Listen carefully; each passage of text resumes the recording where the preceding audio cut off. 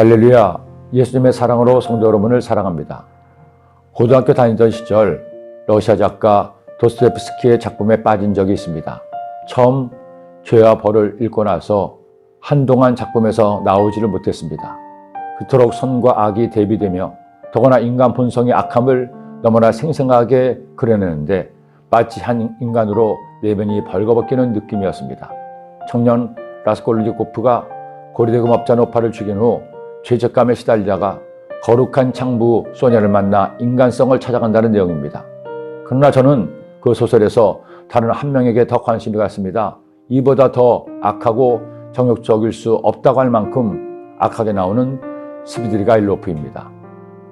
더구나 악한데 강하기까지 합니다. 도스토옙스키의 소설 대부분에서 선한 사람은 약자고 악한 자가 강자로 나옵니다. 그러나 결국엔 그렇게 악하고 강한 자가 자신의 죄로 인해 허물을 느끼고 스스로 파멸해가는 내용을 통해 그리스도적 세계관을 작가는 보여주고 있는 것입니다. 죄와 벌의 스비드리가일로프 역시 승승장구하고 자신의 야망과 정욕대로 잘 나가는 것 같지만 라스콜리니코프의 여동생의 사랑을 끝내 얻지 못한 채 스스로 목숨을 끊습니다. 오늘 말씀 묵상하던 중 문득 생각난 인물이 바로 그 스비드리가일로프였습니다.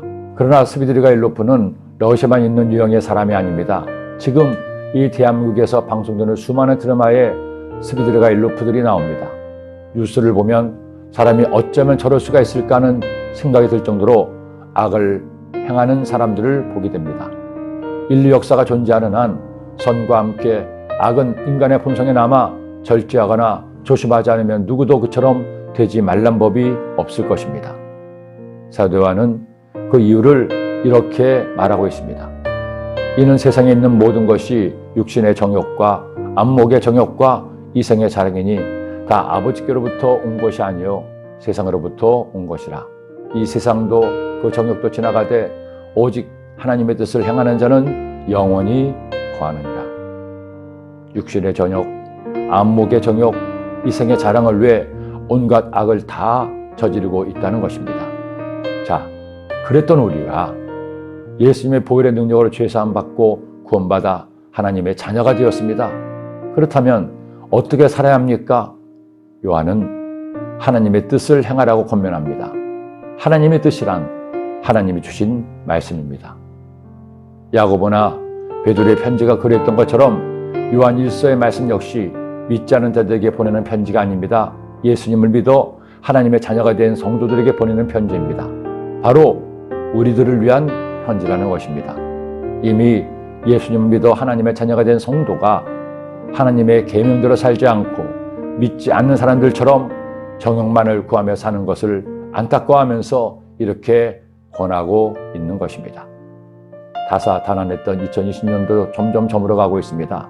다시 우리는 새 2021년을 준비하고 맞이하게 될 것입니다. 그러나 성도 여러분, 또 한 번의 새해를 맞는 것으로 헛되이 보내지 마세요. 지금 드리고 있는 다니엘 특별 새벽 예배를 통해 하나님께 간절히 기도하세요. 나의 삶을 새롭게 해달라고, 새 성전을 이전하면서 내 영혼의 성전도 새롭게 해달라고, 이제는 내 생각대로 내 욕심대로 사는 어린아이의 신앙에서 업그레이드되어 주의 계명 따라 하나님과 이웃을 사랑하며 살게 해달라고, 그렇게 기도하는 여러분이 되시기를 소원합니다. 기도드립니다. 사랑해 주님 고맙습니다. 다니엘 특별 새벽 예배를 통해서 주님께 무릎 꿇게 하시고 오프라인으로 온라인으로 주님을 예배하게 하심을 감사합니다. 이번 기회를 통해서 우리 모두가 하나님의 자녀답게 말씀으로 살기로 결심하고 실천할 수 있도록 주님 저들의 삶을 새롭게 하여 주옵소서. 예수님의 이름으로 기도드립니다. 아멘.